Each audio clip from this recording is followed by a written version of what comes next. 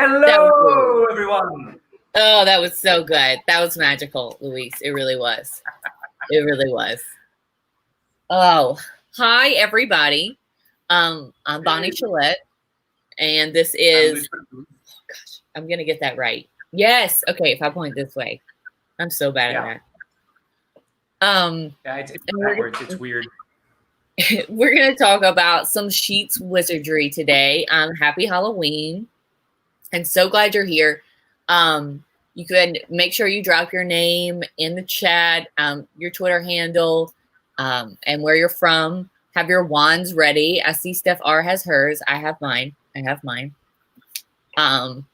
if you're a Slytherin like Abed, maybe we'll get you in the right direction. Yeah. Maybe. So I'm gonna go ahead and start sharing my screen because there's a slide deck that we're gonna give you, and we're gonna give you like a fancy little spell book. I'm gonna make this big for right now. So we have a spell book for everybody. I know it says potions, but I just like this one so much, and it sparkles.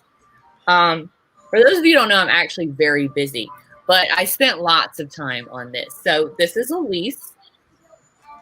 You can here's his Twitter, and that's me. Luis, you're a Gryffindor, right? I don't know. I think I took the Pottermore sorting hat thing. Yeah. I think I turned up Ravenclaw, but I'm not sure. That was a long time I'm a Ravenclaw for sure. But we can't both be Ravenclaws in this picture. Everybody wants to be Gryffindor anyway. Except for Abed. No, I do not. Except for Abed. My family is very equal. I'm a Ravenclaw, David is a Gryffindor, and the two kids are Hufflepuffs. But follow us on Twitter. We'll share this out. If later you want to come back, if we do something you want to see again, you can always find the recording at this link. So if you want a copy of the slides, I have this two ways because I got way too excited about putting spell names in the bit.lys. If you just want far too excited for somebody, like I said, I have a life, but not when we do this. So if you want just to make your own copy, you can do GEG Gemino. Or if you want the only reason I have not forced copy is because if I realize there is a mistake or I want to add something later, you might want to copy that is going to update. But you're welcome to keep these. So it is bit.ly/GEG Gemino to just get your own copy, because that's the duplicating spell.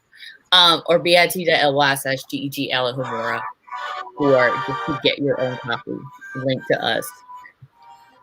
Now, super important. If you want to play along with us, I have some data, and Luis will use it as well, because I think that's something we all get nervous about when we deal with sheets.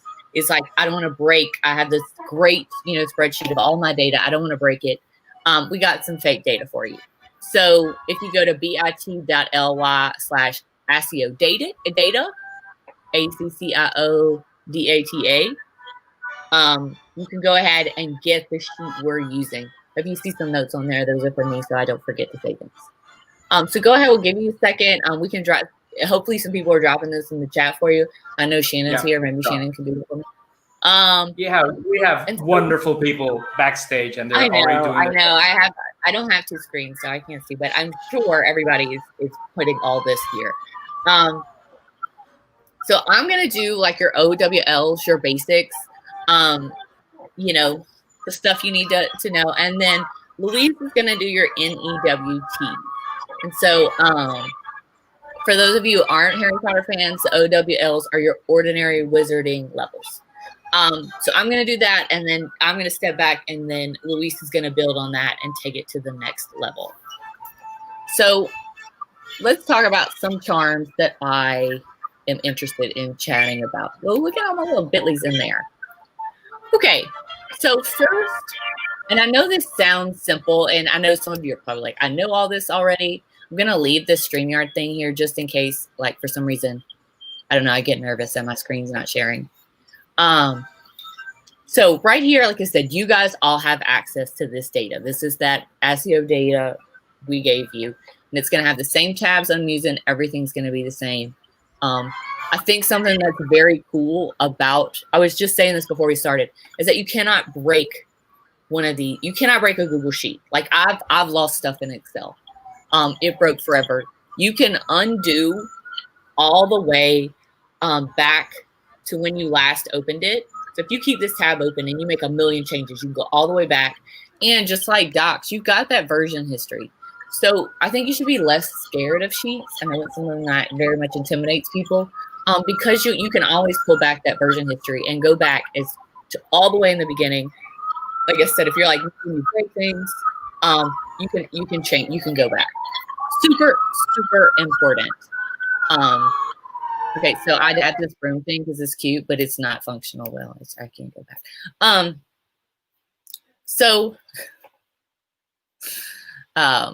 Yeah, the broom, I like it, but I'm gonna, while I'm presenting, I have to use a regular one. If you're not familiar with custom cursor, it's super fun, but so got my data. So let's go ahead and jump in to some house info. I'm gonna move to the second tab. One thing that too, like I think sometimes that sheets can be rather dull and not as pretty, and everybody likes stuff that's really pretty. I deal a lot with principals and admin, and they very much like stuff to be pretty. So you can, like, just like Docs and stuff, you can add images to maybe jazz it up a little bit. It's like here, if I go to insert image, and in the cell, and you can do backgrounds and stuff, but just like when you would do this on a doc,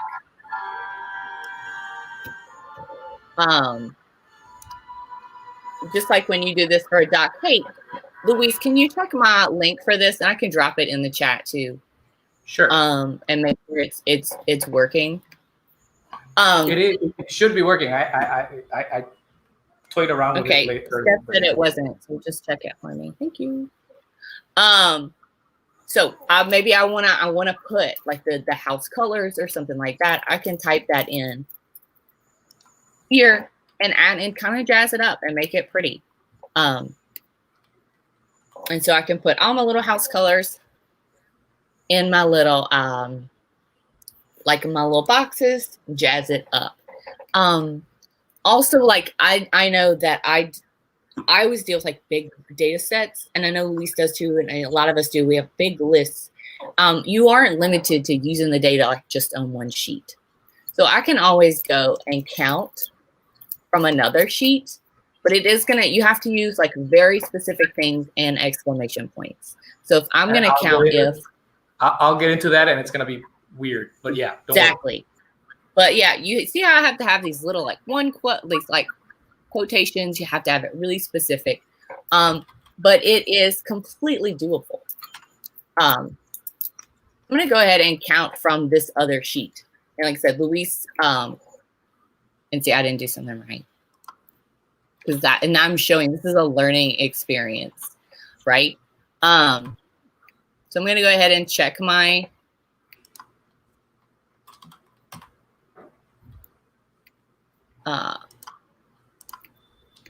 and like spaces too are really I've had mistakes too where I put a space somewhere and I'm like, why isn't this working? And this one isn't working because I didn't put quotes. So that was an example. This is a learning example, right? Like you caught me on that and you saw why. So you can always count from a different sheet and put it there. Another interesting thing, and I'm not sure how I would use this, but you can transpose data. Like if I copy it here and I want another sheet, but I don't want it written that way, like I want to flip it. Because like say your LMS exports it one way and you want it written differently. You can paste transpose and it'll move it, it'll switch it for you.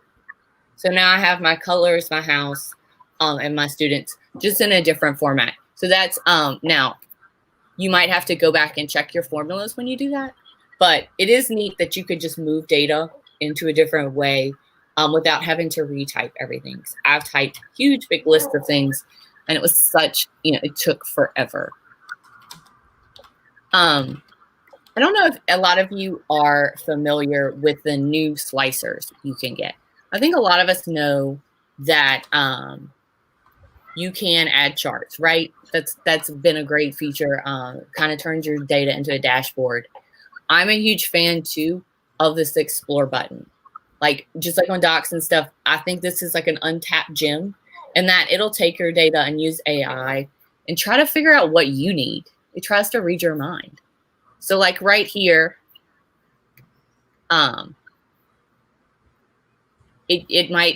it'll suggest all kinds of different charts for me. Maybe I want to do count of each house. And it'll try to like figure that out for me. Distribution of the houses right here. And so I'm going to go ahead and insert this chart. Yeah, for those of you who are afraid of pivot tables, Explore is wonderful for pivot tables. Yeah, Explore does. Yeah. Now, once I've got my fancy little chart that took me 2 seconds to make with the click of a button, I might want to change it. I like colors. So I can click on that and I can just keep. And I am going to, we're going to take this up a notch too.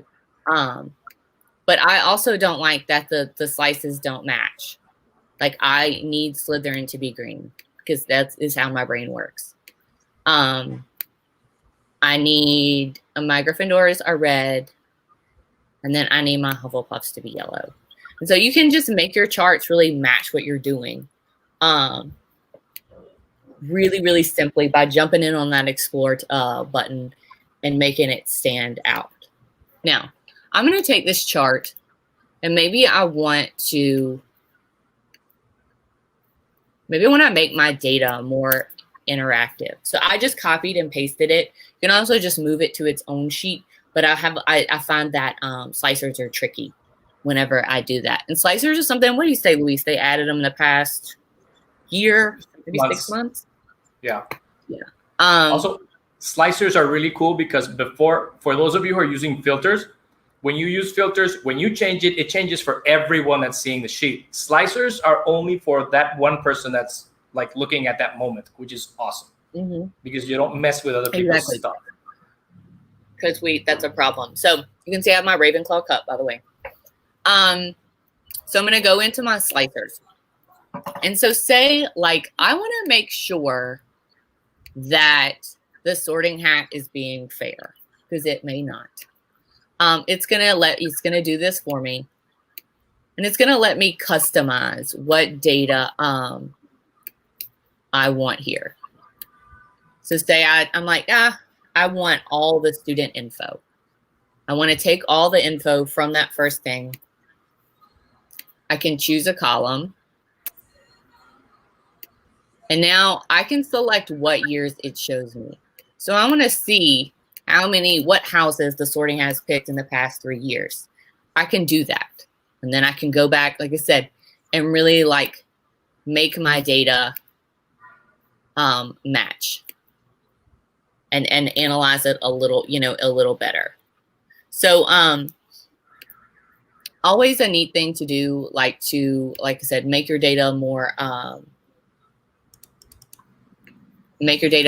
relevant, make your data interactive. And you can, like I said, you can go by all kinds of stuff. A little more user-friendly too. Exactly. People are afraid of sheet. They are. And I cannot say this enough that you cannot break it. So you can always find slicers, like I said, under data. And it'll let me like sort, like you said, you can sort like which house you want to see. Do you want to see them all? And you can add tons of slicers and like that data dashboard. I'm sure familiar. I'm about to get off of this because I'm talking about it too much. But that data dashboard, this is like just a faster one of that. So check it out and see if you can find something you really like. Moving on to conditional formatting. And then, like I said, we're already 15 minutes in. I want to make sure we get to Luis. I'm a huge fan of like checkboxes and stuff. Like say you have modifications or something for your class. We were even talking about you can create columns and stuff where it'll make these checkboxes automatically fill in. Like if a student filled out the form and you've submitted it. I've used that before, like for the end of the year checkout and stuff, or like you want to make sure everybody submitted all of their things for blah, blah, blah. You can do that using these checkboxes. The checkboxes count as true. Like if you wanted to translate it into, code, this is true and that is false. So you can see right here, I use some conditional formatting to see who's got all their stuff done. And then once they have it done, it puts a great job in my column. And everybody here can do something like this. So I have a tab right here that says Conditional Formatting Practice, if y'all want to do it together. First thing I'm going to do, though, I know that our LMS often exports names, one in all caps. So I do have an add-on on my work that is change case, because I cannot live like that. And two, a lot of times when I export it, it'll be in the same column. This does me no good. All it does is make me mad. So you might be familiar with the fact that you can split text. So I can go split text to columns right here. I know it says detect automatically. I always put space or whatever is separating my text. And now, bam, I have all my text in two separate. I'm going to delete these extra columns it made for me. Wow, I appreciate you, Google, and you did listen to my instructions. But right, so now I didn't have to spend time separating that because I am that person and I need to be able to sort it in different ways. So the checkboxes, you might be like, how do I do that? Super easy. You select the places you want the checkboxes, insert checkbox, bam. Now, what I did here, what I did on this previous sheet is I did a Countif. And so you can see my formula in here if you ever want to dive in. So I just count if these were true. And that's when it's just going to count it for me. That that's what the count is. And there are all those different counts. If you're ever like really diving into the formula, you have Google does a really good job of having those listed out. Like Excel, you kind of used to have to know. But I used a Countif. So I'm going to do that here as well. Countif.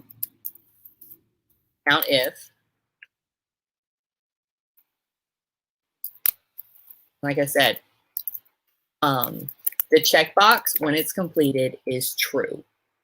So it'll start counting that for me. I want to do that all the way down because I want to do it for everybody. So just take my little square, drag it down, and it read my mind. It knows that now I'm looking for Fred Weasley. Now in the next line 4, I'm looking for Luna Lovegood. And then if you want to make it, if you're interested in that conditional formatting, conditional formatting. And it's going to default you can a lot of times use the explore button for this. I'm going to do a color scale, which Google once again has read my mind. I'm going to make my minimum value red because those people need to get off, start doing their stuff. And then I'll make my my max value green. So there you go. My midpoint, maybe I'll make it 3 and we'll make them yellow. Oh no, because I only have 3. But I'll make my minimum 2 and they'll be yellow. So now it's gonna kind of read it for me. I get that visual.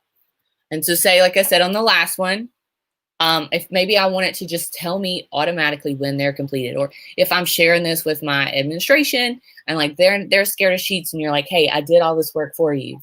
You can see, like I said, I wrote, and feel free to come back, later and look back at this. That's all I wanted to give you a copy. If this is 5, put great job. So we can do the same thing. if equals 3. Or you can even just put like this. It depends on how you did it, but equals 3. Great job.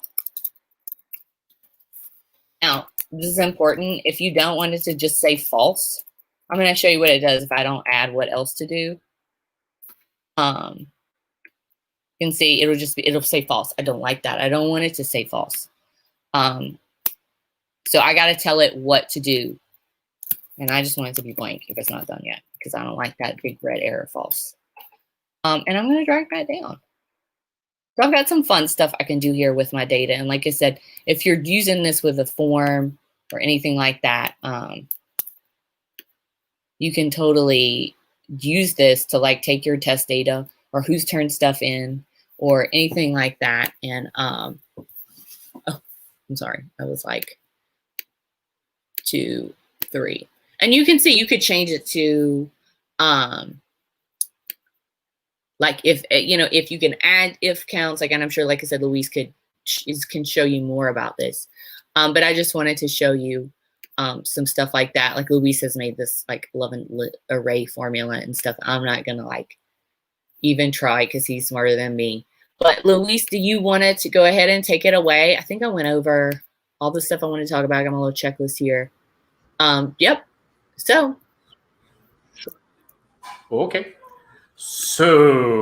So now we come to the newts. And for those of you who are not Potter enabled, newts are nastily exhausting wizarding tests, which is like the more advanced stuff. So some of the ideas I want to share with you guys is like a little building upon what Bonnie already did.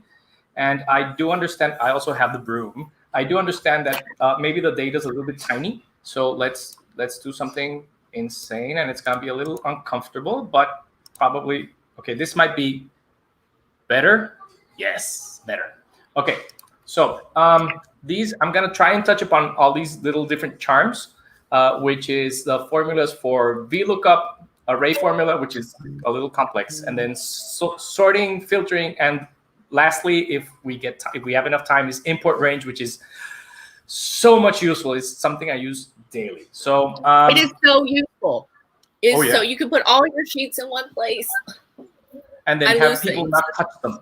The best part of it is just like having the data from one sheet in another place. Well, we'll get into that. Please, come on. We're not gonna go. Okay, so yeah, yes, we can. Okay, so let's start with VLOOKUP. So like in the example that Bonnie said, like I don't know if it's ever happened to you guys at your schools, but this beautiful formula Bonnie already made, where if it's such and such grade, it's below, and then if it's not, if it's approaching or it's above or whatever, that sometimes changes. And schools love to change this on the fly, and then they'll expect everything to be like completely changed in a second. So VLOOKUP is one of those really comfortable things that will let you work this stuff out and have this be automatic according to like a scale that somebody determines. And VLOOKUP is a really, it sounds a lot harder than it actually is. So give me a second while I copy this. I agree. I think import range too. Like don't worry. Yeah, just like, don't freak out. It sounds complicated, but it is. If you can learn all these spells, you can learn this. Yeah. It just sounds so what I'm going to do is I'm going to do in a different sheet, just so it doesn't bug anyone. I am going to do what the grade is, what the minimum grade is, and then what the name of, what the rank or whatever it is that you want to call. Okay. So I'm gonna stick Bonnie's beautiful conditional format here, just so I know where everything is, and then let's call this above 0 is below. And then I'm going in order because VLOOKUP, let me write this down and then I'll explain what VLOOKUP does. And then above 40 is approaching. Then above 60 is at. Then above 80 is above. Okay, so this is beautiful, okay? And what this is going to do is when I do VLOOKUP, it's going to look at a term in the sheet, and it's going to look at and it's going to compare it to this first row of the range I'm choosing. Bear with me a little second. And then after that, it's going to look at the column that I tell it to look at, and it's going to give me back the term that's in that column. So for example, if guys, be quiet, please. So if I tell it to look up a number like from 0 to, let's say it's 55. 55 is between 40 and 50, and the minimum here is 40. So it'll look at the closest number, and then I'll tell it to give back the result to me in the second column, which is what's called here the index. And then that second column is going to be approaching. So let's put it into practice. So what I'm going to do here is I'm going to go back to Bonnie's gorgeous info, and I'm going to erase all this stuff. And I'm going to replace it with a Vlookup formula. So what I'm going to do is I start with Vlookup. And then what am I going to look up? I'm going to look up the grade, which is right next to it. And then I'm going to select the range where I'm going to look up the information. So that range is in the next sheet over. And I'm going to tell it, I'm going to go a bit long because I want to show you that you can change stuff on the fly, and it's going to be wonderful. So, and after that, the index is the column where I want the information to come back from. So it's the second column. So you can see it's, this is column 1 and this is column 2. So I want the result in column 2. And then there's a question about whether this information is sorted or not. It will always assume that the information is sorted. And the information is sorted, it will look for the nearest result that looks like whatever you had it look for. And if you say false, it will look for the exact result. So if I say false here, it will only give me the answer if it's the exact same number. So if it's not 60, if it's 61, it won't return anything. It'll return an error. So right now, since I'm not worrying about being precise, I'll go this way. If it were like student code ID numbers, then those are exact, and you can't, you don't want to confuse students. So then there. So if I did this correctly, then it'll say that, look, this 29 is below because it's between 0 and 40. And if I do what Bonnie did, which is tear it down with a little square, oops, there's a mistake. And the mistake is very much on purpose. So the column is a number, not a letter. Yeah, the column is the number of columns that you work with, Steph. So yeah, it's if you go back, we're talking about which column. If I'm looking within this range, let's make it bigger. This is the first column, this is the second column, this is the third column, and so on and so forth. So right now, what happened there's a mistake is that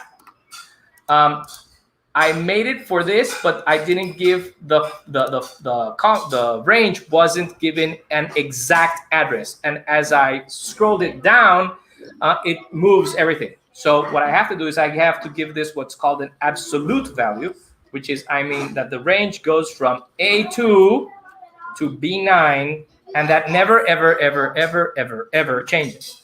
That way, when I pull it down, it's going to work no matter what happens, because it's always going to look within the same range. If we wanted to go more advanced, you could name ranges, but let's not go into that because it's a pain in the butt. So if, for example, something changes, which tends to happen at school, so let's change these.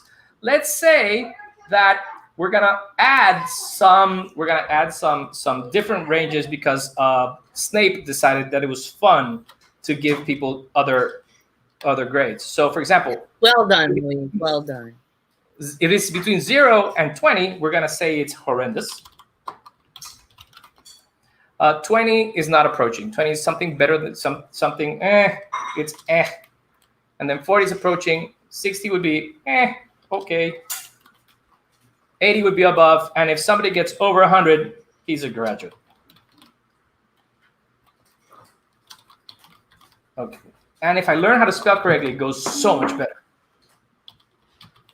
Okay, so I changed it here. So after I change it here, what's going to happen is when I go back to the original formula, it's going to already have picked up all of this information. So if you see, it's already working. So it's already going and above and all that. If I have somebody that's below 20, there you go. You have a horrendous. So that works beautifully. So VLOOKUP really is useful if this stuff is going to change. If we had done it the old way when with the original formulas that Bonnie already had, if you had to change the ranges, we'd have to edit every single formula, which would be insane. So VLOOKUP for this is super practical. And then all you want to do then is you copy this over. But I'm going to go into the next formula that I want to touch is array formula. Now, array formula is one of those formulas that really freaks people out. And it tends to be scary, but it really isn't.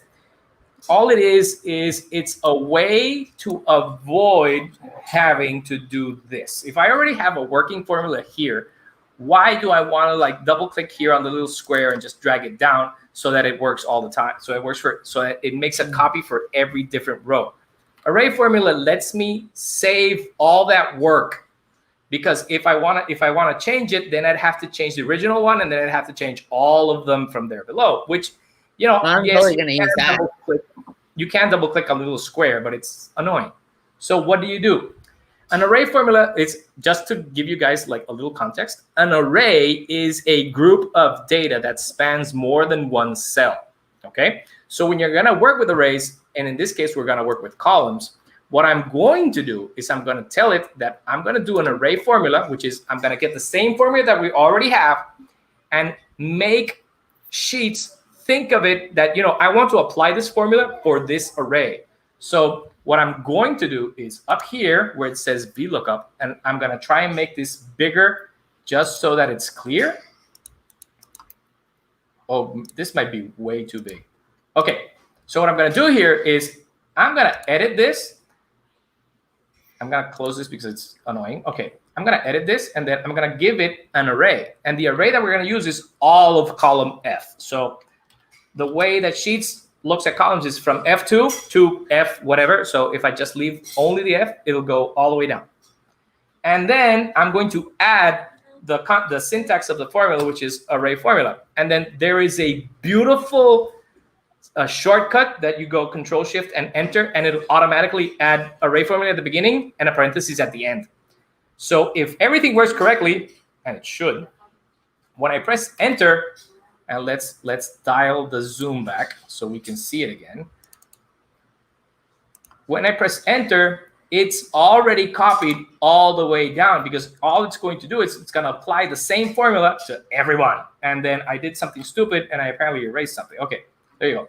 And then now the thing is, notice that since it's trying to look up the value for all the rows, it'll show me the result for 0 at the beginning.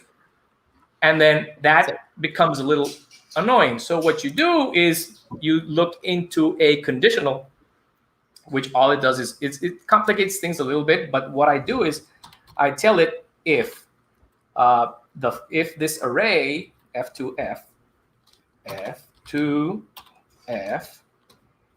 is if this is blank, this is another beautiful formula. Is blank is a beautiful formula that tells you if something is blank. If it is blank, then return nothing.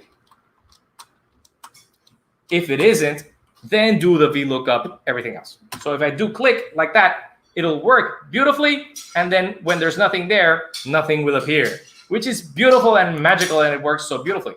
So the best part of having done this once is now that we did it well, and that we also copied down the formulas, and that we're using a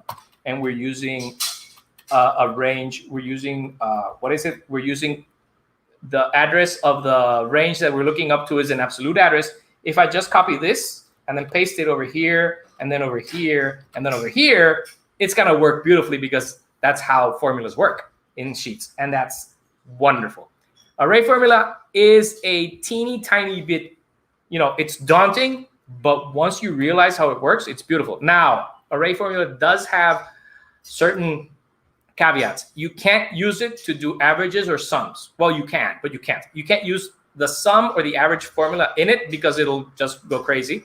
What you have to do is you have to do the sum or the average by hand, which is, it's a pain. So you would have to go like, if you're gonna do an average of several columns, you have to go 1 plus 2 plus 3 plus 4 plus 5 and divide by 5, which is annoying, but that's a way to make it work. Now, why do you use array formulas?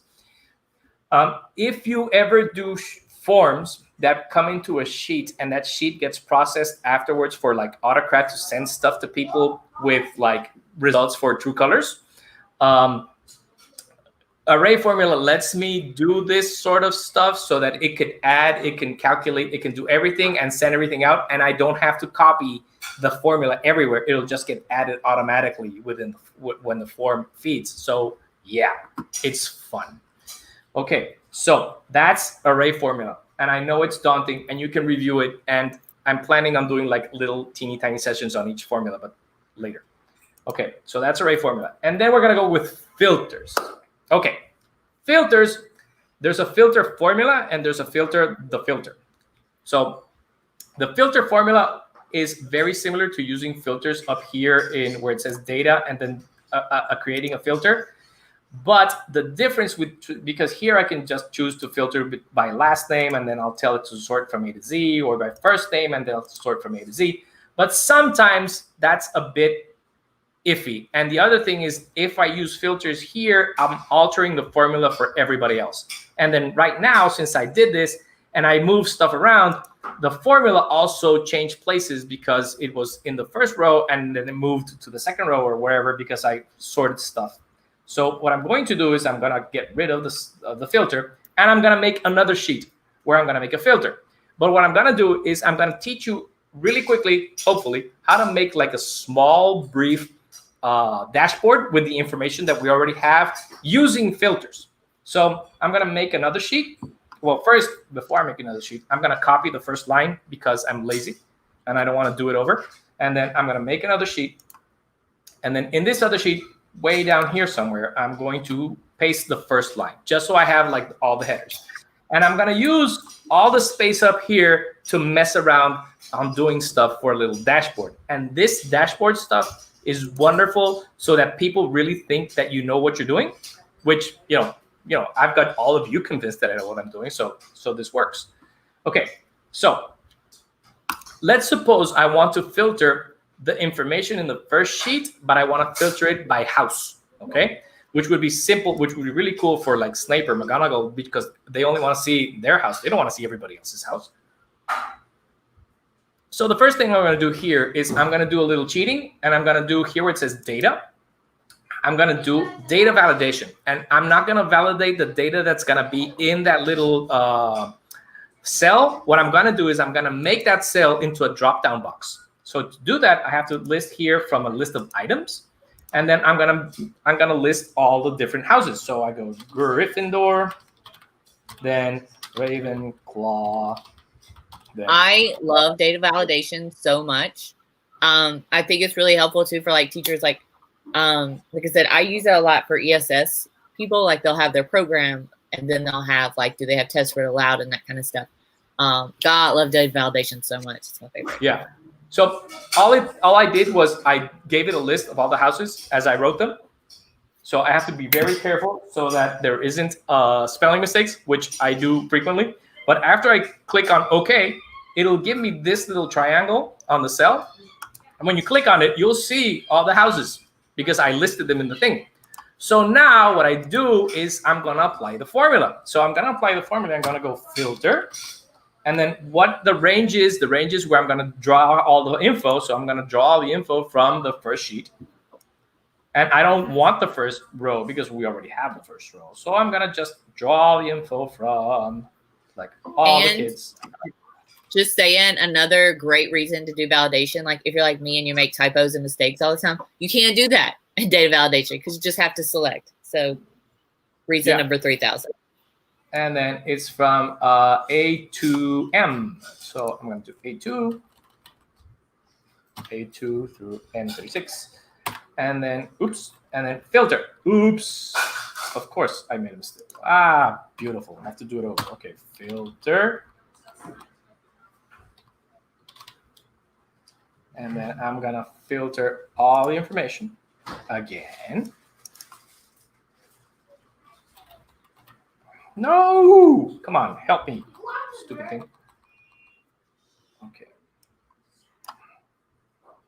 I know. I'm trying to make it dork. Okay, there you go. Is it because you're using a broom? Because I can't use the broom. I think the broom is messing with my style. So yeah, A through M.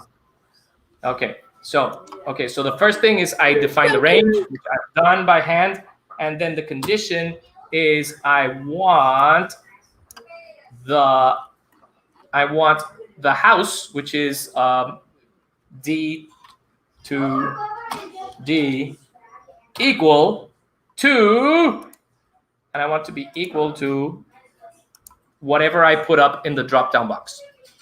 And it's not this one, it's student info, because of course. Okay, this is a mistake I do all the time. I forget that there's different sheets, so then I have to mess with the commas and the apostrophes and everything, because of course it needs a complete name. There you I do think like one of the most important things with sheets is remembering like it reads you very literally.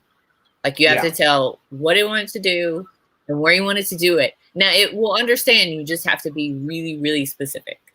Okay, so now I just put it in. So that's just something I remember. Now it's gonna show me nothing, because up here in this little drop down box there's nothing. So right now I'm gonna click enter, and there's a mistake, there's an error. But if I pick Hufflepuff, it should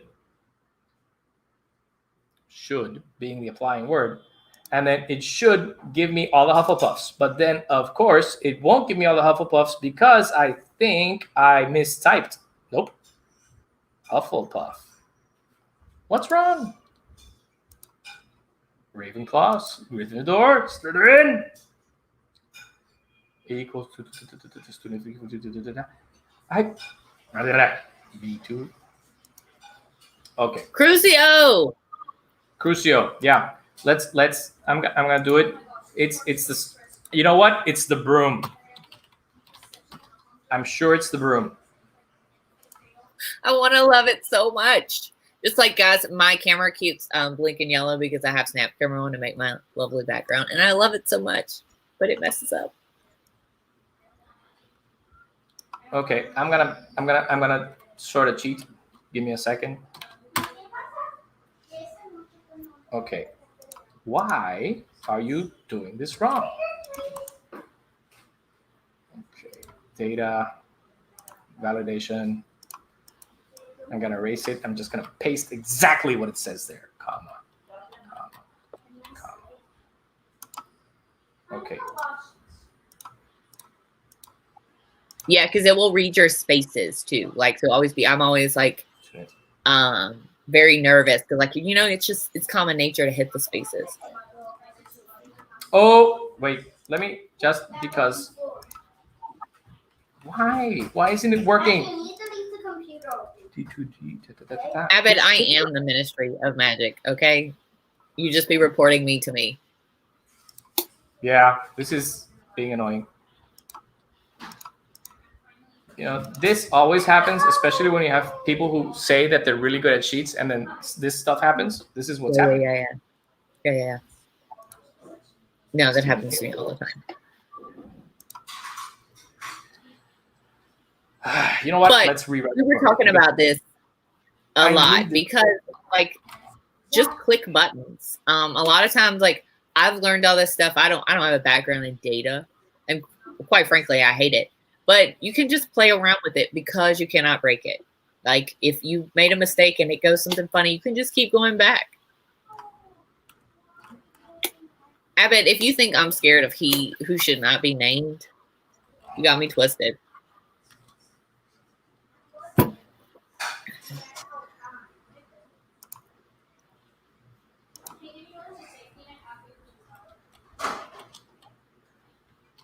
Okay. Name. What name? Of course, if I write the formula wrong, it's not going to work. Okay, finally. I don't know what I did wrong. Okay, so now, when you pull down and you select Ravenclaw, you're going to get all the Ravenclaws. If you pull down and you select Gryffindor, you're going to get... There's way too many Gryffindors in this sheet. Right. I think the hat is biased. Yeah. Okay. I certainly don't. You're not meaning me. You're not saying I made a mistake with my data. No. I'm saying the hat. It's the data. Okay. So this is a useful use for range for filter. And the really cool thing is if I make averages here. So if I go average,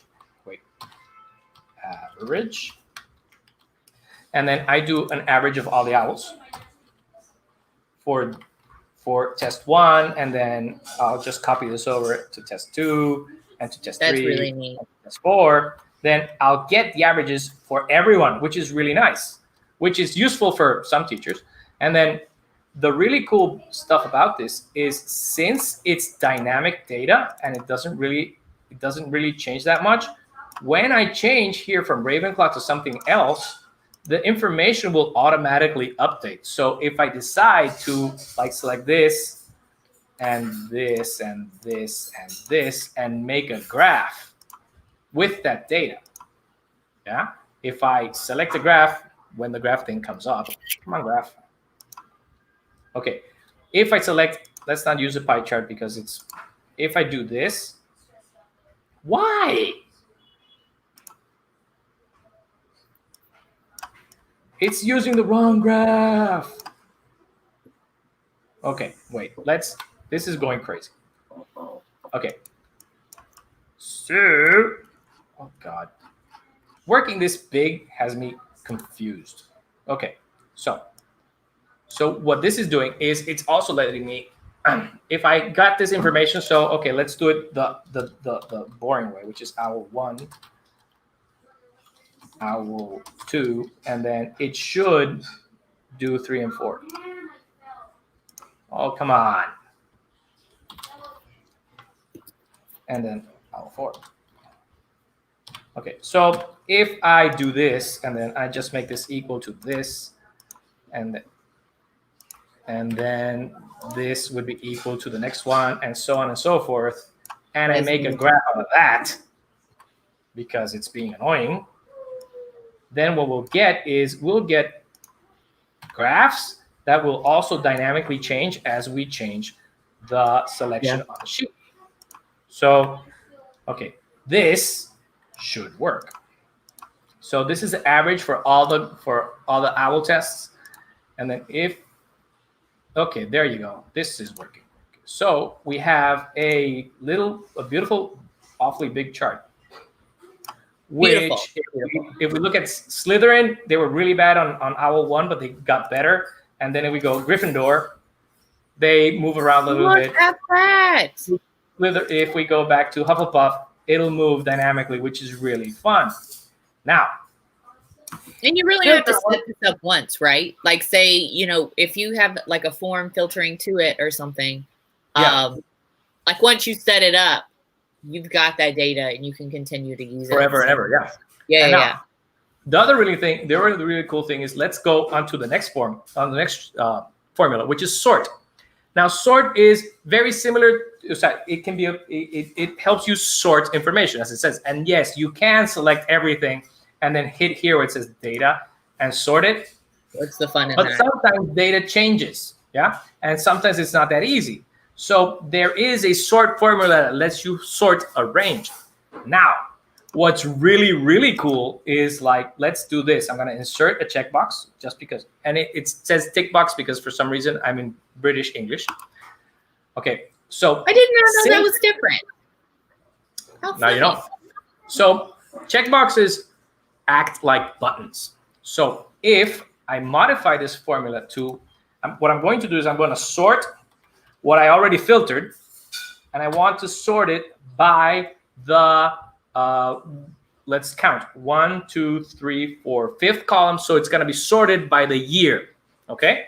So I'm going to sort it by the 5th column, and then I don't know if I want to sort it in ascending or descending order, okay? If you want ascending, you say true, and if you want descending, you say false. And what's true and false? Checkboxes. So if I put in a checkbox here, and close the parentheses and hit enter, it's going to sort. Let me move the little graph out of here.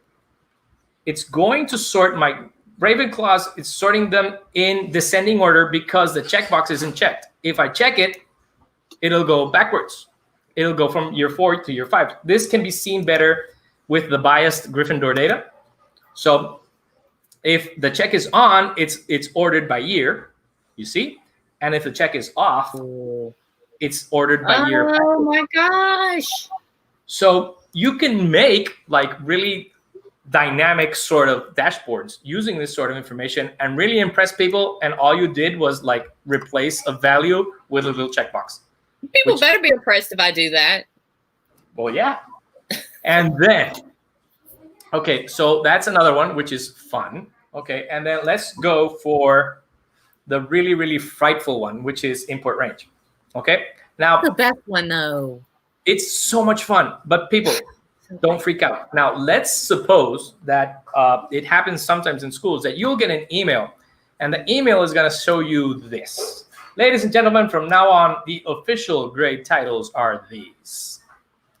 Okay, Gross. So from now on, this is an email. This is a sheet that was shared to me by some muckety muck somewhere at school, and the muckety muck at school said, "Look, these are the official grade requirements, and these are the official titles for every grade, and this is the official document where this is going to live. So whatever you grade people, this is the titles you're going to use, and it's coming from this file. And if this file changes, you should change your titles too," which sounds like horrible pain in the neck, because you really have to like be mindful of whenever they change this, you have to change your original file, your original formulas or your files or your range or whatever, and that's going to be insane.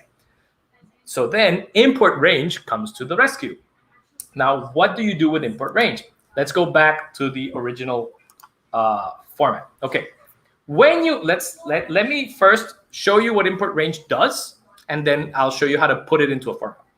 Let's add another sheet in Bonnie's beautiful sheet that she explained to us, and I'm gonna import that range.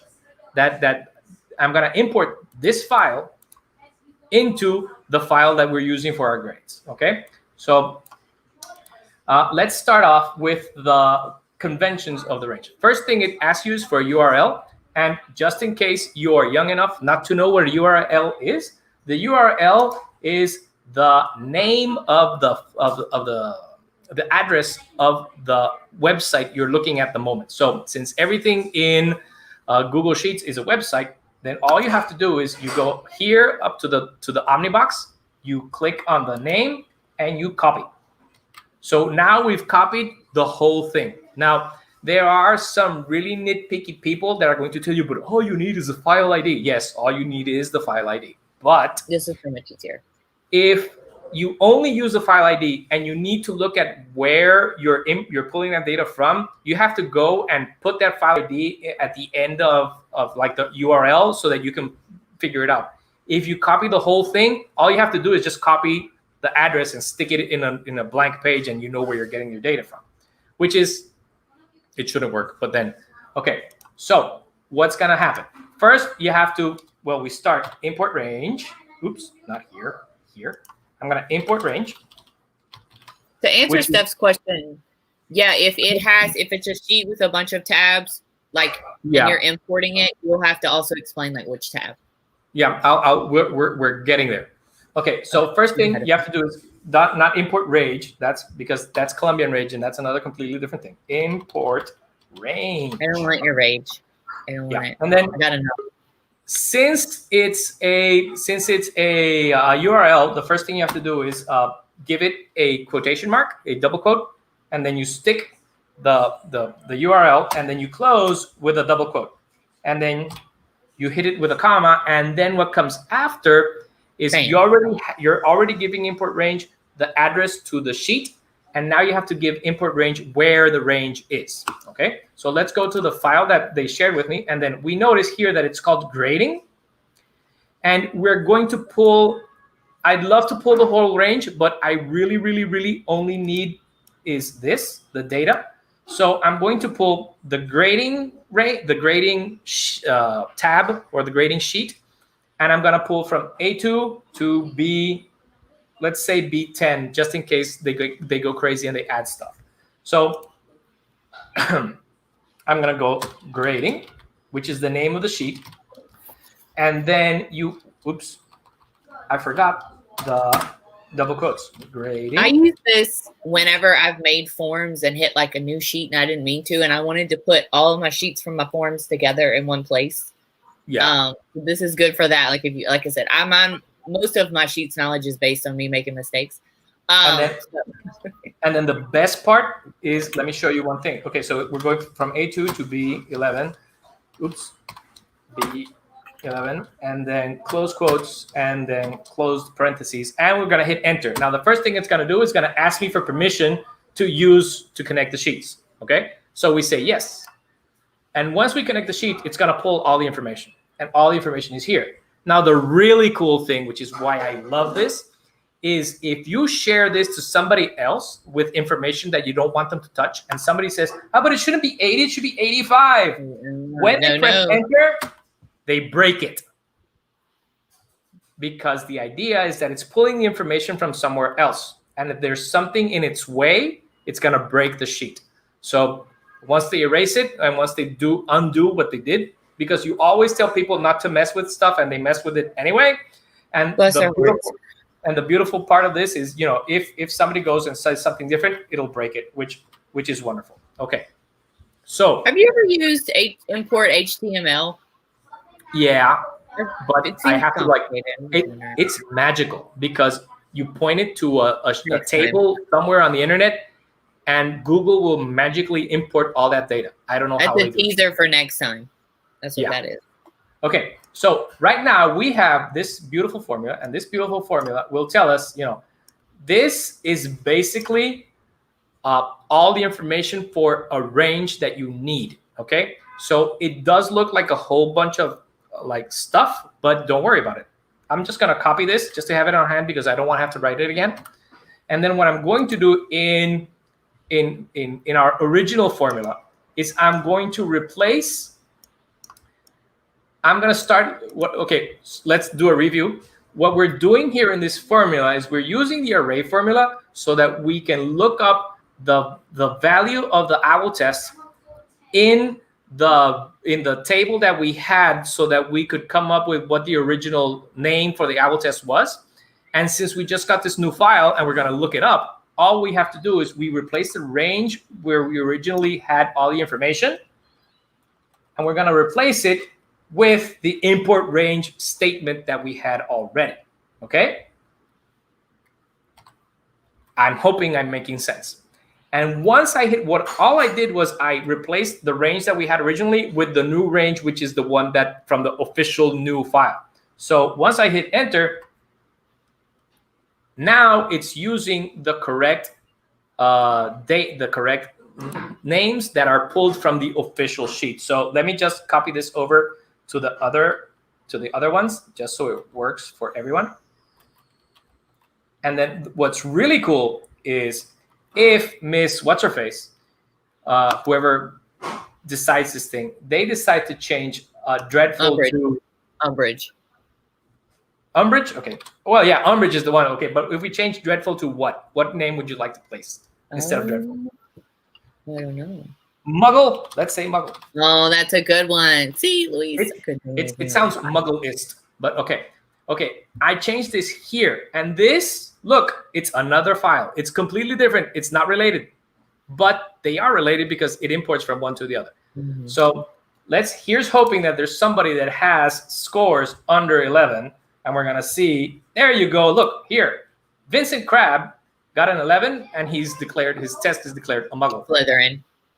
Now, the thing you have to see is that it's not instantaneous because they're two different files and they do refresh every so often. So if I change this Muggle to Dum Dum, okay, it will change, but it's not immediate. Sometimes it takes, there you go. It took like a good 3 seconds. Oh God. So yeah. I'll survive, I think. But then this is really cool. And I use this all the time to collate data from different places. And it's like the awesomest formula ever. And miraculously, it's an hour already. And I think we're basically done with everything that we wanted to touch. Yes. I had a few more things. If you want to go to the next one, Luis, I won't bother sharing my screen. Just because I'm like a digital hoarder, I have a few extra things. Like I said, you may consider this extra credit, or you may be like, she needs to stop. This is detention. But Google Earth does have a whole thing about celebrating Harry Potter, like a whole really, really cool thing. Check it out. If you haven't seen, there's a library that made a Hogwarts escape room. So if you're interested in looking at see what that looked like or making your own, you can go there. Google Arts and Culture has a whole history of magic thing. And if you are a teacher looking to make some really, really cool newspapers, I have a template you can use for the Daily Prophet right here. So just fun stuff, some extra stuff that I came across when we were making all this. So if you want to check it out. And if you think you got your sheet stuff down and you're not Google certified yet, you can go to our bootcamp site and get it all together. Because I think Luis can agree, this is the thing people always say they need the most help with. Yeah, people are really, really afraid of sheets. I don't know why. Yeah, it's, and it could be your friend. So just if if you're listening and you're like, hey, I got the sheets thing now, I'm ready to take the test, check out our website for the bootcamp so you can get certified. Yeah, it's what I tell people all the time. It's so silly. Sheets in real life, all you see in sheets, each one of these little squares, it's a calculator. Are you afraid of calculator? Oh my gosh, I forgot to show everybody my shirt. Look, McGonagall 2020. This was much funnier like 2 years ago when I bought it, because like now I think we'd all vote for her. Go again. Nobody saw it. Do it again. Oh, no, saw it. Look, yes, McGonagall 2020. Yay! Yay! My favorite. Okay. Well, guys, thank you amazing. so much for dropping by. We do plan on making like eventually further ones. And yeah, I think the Mandalorian is our next one. we gotta find some Mandalorian data, but we're on it. We're on it because we're super planned ahead, right, Luis? Oh yeah, totally. Yeah, definitely has nothing to worry about. All right, guys. Thanks everybody so much for coming. Thank you very much. Yes. We'll see everybody soon. Thank you so much. Okay, bye. Thank you for joining us at this Global GEG event. You can watch this recording as many times as you want. Visit our website or Twitter for more information.